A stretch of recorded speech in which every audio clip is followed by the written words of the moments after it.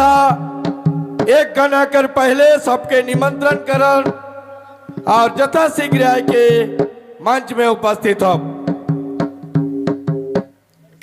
हमरे कर कमेटी भाई मान स्टेज के हुलई खी हमरे कर गेट कर भेलू मैं बहुत बार कहलो मन इच्छा प्रवेश नहीं हो चाहिए भीतरे अपन अपन काम से ढीला नहीं करब। कमेटी भाई मन कायम आवासी रौरे के बार बार निवेदन करल जाते रौरे यथाशीघ्र आओ और रौरे मनकर प्रेमी संगीत प्रेमी और रौरे मनकर चाहिदा भाई बहन मन के चाहत के पूरा करो।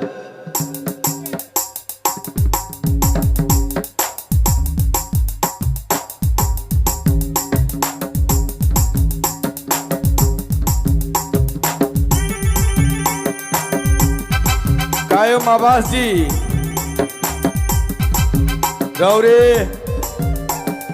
यथाशीघ्र आए के स्टेज में उपस्थित हो। रौरे मनकर चाहिदा मनकर बहुत तड़प है रौर उपरे रौर कर सुर रौर कर ताल रौर कर गीत सुने के लगे बेचैन है हमार दर्शक भाई मान।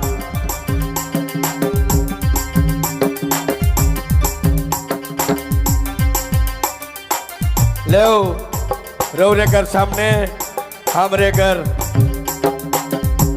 नागपुरी जगत कर सुपरस्टार गायक रौरे मनकर सामने।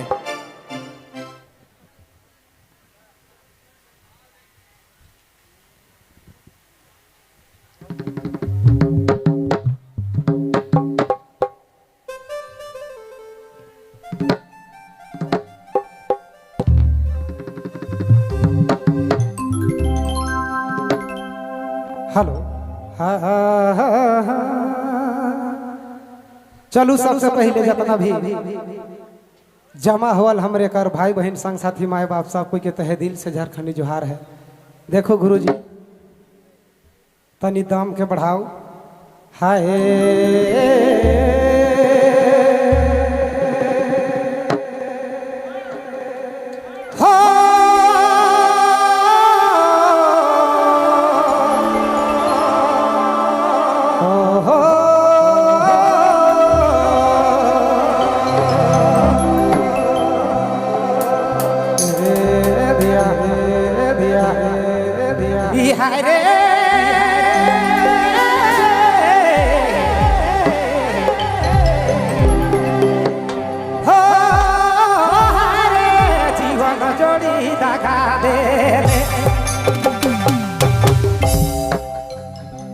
सहिया जोरा के दिला